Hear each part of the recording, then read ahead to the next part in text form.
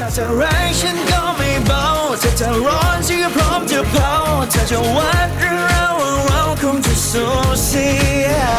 ถ้าจะรักก็รักมาเลยถึงไว้ฉันจะไม่อยู่เฉย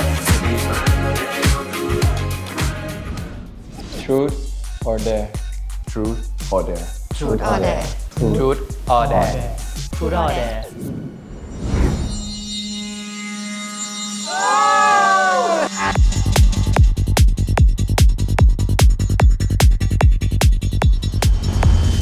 ฝ้ายมึงเป็นอะไรอะทำไมไม่ตื่น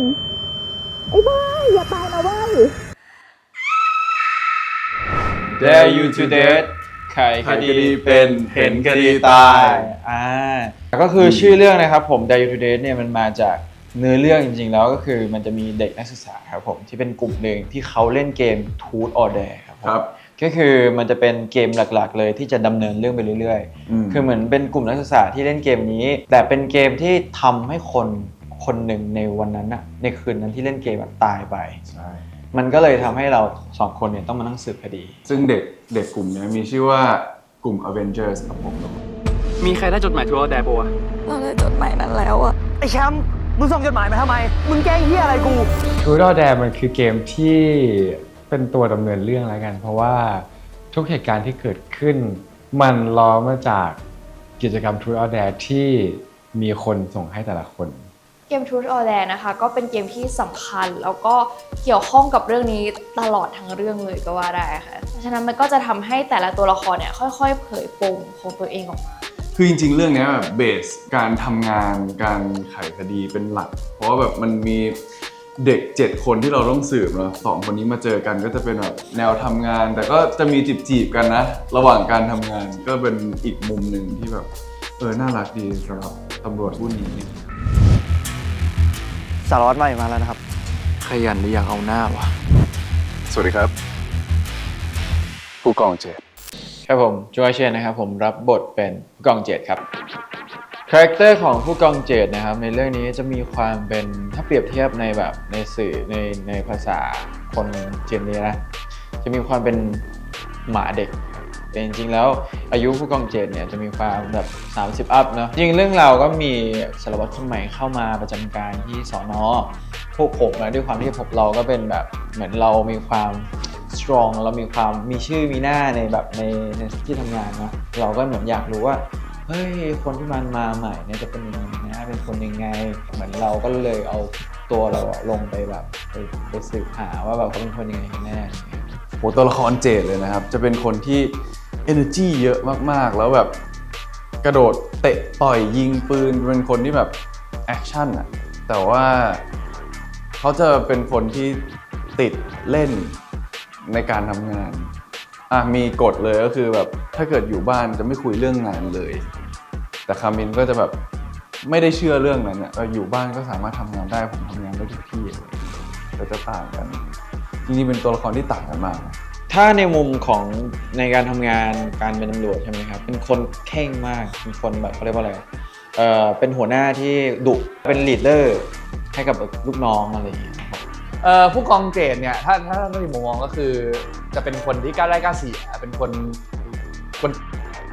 แบบว่าปากอย่างนี้แต่ว่าใจถึงผู้กองเจตเป็นคนที่แข็งครับผมแล้วก็เป็นคนที่มีภาวะผู้นำสูงทำให้ในหลายๆครั้งเองเขาก็ลืมถึงความรู้สึกคนอื่นเพราะว่าใช่แหละว่าตัวละครเจตมันมีความหวังดีให้กับน้องชายหรือความหวังดีให้กับทุกคนเพียงแต่ว่าวิธีที่เขาใช้ออกมาวิธีที่เขาแสดงออกมามัน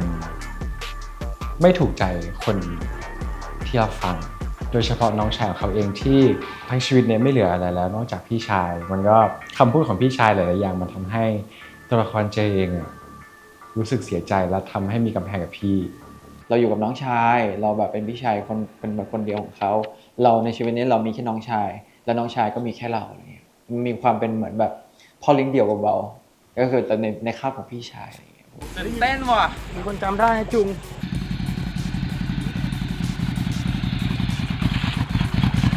ระวังความยากของตัวละครนี้ใช่ไหมครับด้วยความที่เราก็ยัง24แล้วเราก็ไม่ได้เป็นตำรวจมันก็มีความไกลตัวพอสมควรซึ่งในเรื่องนี้ นอกจากบทที่มีความเป็นศัพท์ตำรวจแล้วครับก็จะมีซีนที่เป็นแอคชั่นอะไรอย่างเงี้ยผมมีแอคชั่นค่อนข้างเยอะพอสมควรมีการไล่ล่าคนได้จับคนร้ายอะไรอย่างเงี้ยหรือว่าโดนรอบทำร้ายอะไรอย่างเงี้ยก็จะแบบมีคิวบูค่อนข้างเยอะมีเวิร์กช็อปปืนครับใช่มีเวิร์กช็อปปืนไปยิงแบบเปิดถือวิธีพกเวลาเดินระหว่างที่เราเดินปืนควรอยู่ตรงไหนไม่ควรอยู่ตรงไหนอะไรอย่างเงี้ยเพราะว่าระเบียบการจัดระเบียบร่างกายในการถือปืนมากกว่าใช่ งั้นมาลองแข่งสืบคดีกับผมไหมล่ะครับ ผมไม่เคยแพ้ เรื่องนี้ดังรับบทเป็นสารวัตรคามินครับผมสารวัตรคามินเนี่ยจะเป็นคาแรคเตอร์ที่ซีเรียสกับการทำงานมากนิ่งๆขรึมๆแล้วก็เป็นคนที่แบบย้ายมาจากอเมริกาด้วยก็คือเป็นตำรวจจากต่างประเทศอาจจะมี culture shock หน่อยตอนกลับมาประเทศไทยอะไรอย่างเงี้ยที่นี่เขาทำงานกันแบบนี้หรอหรือว่าแบบการแต่งตัวยังไงเราก็จะมีสไตล์ของเราอย่างชัดเจนก็จะมีแบบชอบแบบใส่สูทใส่ไทยเป็นคนที่เนี๊ยบมากครับผมจริงๆอ่ะคามินเป็นคนไทยที่ไปเรียนที่อเมริกาแต่พอจุดหนึ่งอ่ะเหมือนครอบครัวก็เบื่ออเมริกาแล้วแบบเหมือนเรียนจบแล้วทำงานอะไรมันก็แบบเอื่อมแล้วก็เลยอยากกลับมาไทยก็เลยขายกิจการทุกอย่างที่อเมริกาเพื่อกลับมาไทยครับผม แต่ว่าคามินคิดว่าจะมีความคอนทราสต์กับผู้กองเจตตรงที่ว่าโอเคเป็นคนตั้งใจทำงานมีวิชั่นเหมือนกันแต่ว่าเขาน่าจะมีความแบบใจเย็นกว่าเพราะรู้สึกว่าเขาน่าจะมาจากอีกหน่วยหนึ่งด้วยอาจจะทำให้ culture ในการทำงานเขาไม่เหมือนกันหรือเปล่าตัวละครสารวัตรคาเมนเป็นคนเห็นอกเห็นใจคนอื่นแล้วก็มีระเบียบวินัยสูงมากถามว่ามีความคล้ายกับเจตไหมสำหรับเจคิดว่ามีเป็นคนที่เป๊ะเหมือนกันเป็นคนที่แข็งเหมือนกันเป็นคนที่มีความเป็นผู้นำเหมือนกันสารวัตรคามินเขาเป็นคนที่เงียบสุขุมแล้วก็พยายามหาคำตอบโดยการคิดโดยการวิเคราะห์หลายๆอย่างมากกว่าจะต่างกับผู้กองเจตที่บางครั้งเขาใช้กำลังบ้างไลฟ์สไตล์ของคามินเนี่ยคือเป็นนอกจากการทำงานแล้วจะเป็นคนที่ใช้ชีวิตแบบส่วนใหญ่จะคิดคนเดียวทำคนเดียวอยู่คนเดียวคือเป็นเจ้าชีวิตแล้วก็เป็นหัวหน้าของทุกฝ่ายก็จะเป็นคนที่แบบเป๊ะมากๆส่วนแบบฮ็อบบี้จะชอบแบบว่ายน้ำคนเดียว enjoy ทุกอย่างหลายๆอย่างคนเดียวครับผมถ้าเป็นดังในชีวิตจริงอาจจะอยากทำกับเพื่อนแต่คามินสามารถทำคนเดียวได้ยอมแพ้ตอนนี้ก็ได้นะจะได้รู้ว่าตำรวจไทยทำงานกันยังไงสำหรับตัวละครคามินนะดังเตรียมตัวหลายอย่างมากเลยพูดเรื่องแรกก่อนเลยก็คือแบบเรื่องฟิสิกอลร่างกายอย่างเงี้ยคามินก็จะเป็นตัวละครที่ตัวใหญ่ขึ้นมาหน่อยตำรวจอเมริกันสเตอริโอไทป์เขาก็จะเป็นแบบตัวใหญ่ๆแบบถือปืนเท่ๆกล้ามแน่นๆเราก็แบบพยายามอัพไซด์เพื่อมารับบทนี้แล้วก็นอกจากนั้นก็จะมีการเวิร์กช็อปด้วยครับผมเวิร์กช็อปจับปืนยิงปืนคอมแบทการต่อสู้เรา actually แบบไป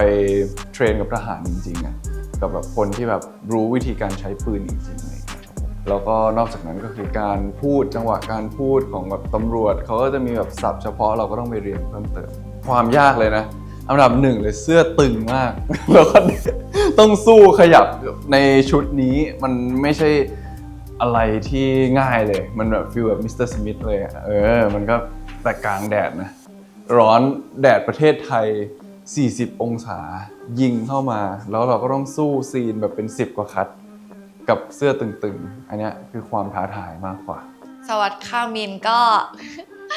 จริงๆแบบคือรู้จักกับดังแล้วดังแบบ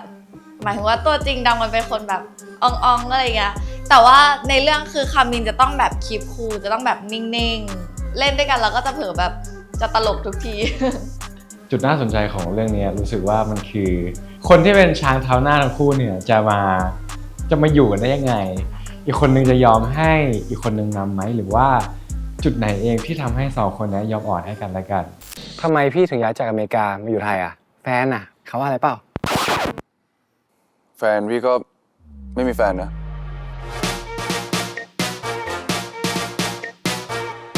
ก็อยู่ด้วยกันมา4 ปีแล้ว4 ปีในค่ายจีนทีวีครับผมแล้วก็เรื่องนี้จริงๆก็เป็นเรื่องที่4แล้วนะเรื่องที่4ก็เป็นอะไรที่เอาจริงๆท้าทายมากเลยอย่างที่บอกไว้ตั้งแต่แรกมันจะมีแบบ จรรยาบรรณตำรวจมีศัพท์ตำรวจมีหลาย ๆ อย่างที่แบบใหม่มากสำหรับเราก็เลยต้องแบบไปเวิร์กช็อปเยอะมากๆพอสมควร มีความกดดัน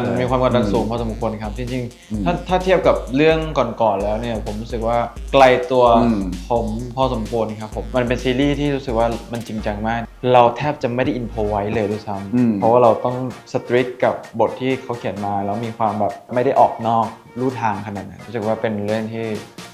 ยากพอสมควรเท่าที่เคยเล่นมา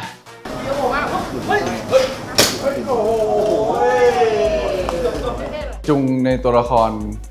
เจดเนี่ยก็คือเขาก็จริงจังอยู่แล้วครับผมแล้วก็เขาก็อยากเล่น Diary to Death แหละจริงๆเราสองคนก็อยากเล่น Diary to Death มาตั้งแต่แบบทีเซอร์แรกแล้วเพราะรู้สึกว่าเรื่องนี้มันน่าเอนจอยมากแล้วมันเป็นอะไรที่แบบใหม่มากสำหรับเราแบบได้เป็นตำรวจได้โตขึ้นแล้วเขาก็แบบอยากเล่นแนวโตอยู่แล้วก็คือแบบสาแก่ใจเธอแล้วอินมากแล้วก็แบบไปนั่งดูหนังตำรวจอะไรอย่างงี้เยอะมากเลยนะแบบดูแบบช็อตของตำรวจเพราะแบบเราแบบเตรียมตัวที่จะเป็นตัวละครคามินแบบอย่างเต็มที่แล้วอยากจะทำให้มันดีที่สุดก่อนใคร พี่คือเจ้าหน้าที่ตำรวจพวกคุณถูกจับในข้อหาจำหน่ายยาเสพติดและมียาเสพติดไว้ในครอบครอง ร่วมงานกับจุงดังเรื่องนี้ก็จริงๆเคยเจอจุงก่อนหน้านี้ตอนโฮมสคูลเรื่องนี้ก็เห็นความพัฒนาของจุงคือจุงตั้งใจมากอีกอย่างหนึ่งที่จะพูดถึงจุงก็คือนอกจากงานการแสดงอะไรอย่างนี้ใช่ไหมเวลาอยู่ในช่วงพักเบรกกองถ่ายเนี่ยจุงจะเป็นคนขยันมากนะมันจะขยันหาแบบว่าคอนเทนต์ไปถ่ายรูปไปถ่ายคลิปชวนคนอื่นอะไรอย่างเงี้ยก็รู้สึกว่าน้องแบบแอคทีฟเอเนอร์จีเยอะเข้ากับคนง่ายเทคแคร์คนดีอันนี้คือจุงฝั่งของดังเนี่ยพอมาร่วมงานกับดังก็รู้สึกว่าดังจริงๆเป็นคนตั้งใจทำงานมากทำงานบ้านมาแล้วก็เวลามีการแก้หรือมีการปรับหน้าเซตอะไรอย่างเงี้ยดังจะเป็นคนแบบว่าเปิดรับแล้วก็แก้ให้ได้ตลอดร่วมงานพี่จุงดังเอาจริงผมตั้งแต่ผมเข้าค่ายมาผมเรียนการแสดงครั้งแรกกับคือพี่จุงดังด้วยกันก็เรารู้จักกันอยู่แล้วผมแบบสนุกดีอะครับพี่เขาน่ารักอยู่แล้วไงพี่ทั้งคู่ชวนน้องเต้น TikTok บ่อยมากน่ารักดีร่วมกับตัวจริงกันไหนหล่อกัน ตอนผมเลิกลูกแล้ว ถ้าจะแรงฉันก็ไม่เบาถ้าจะร้อนฉันก็พร้อมจะเผาถ้าจะหวาน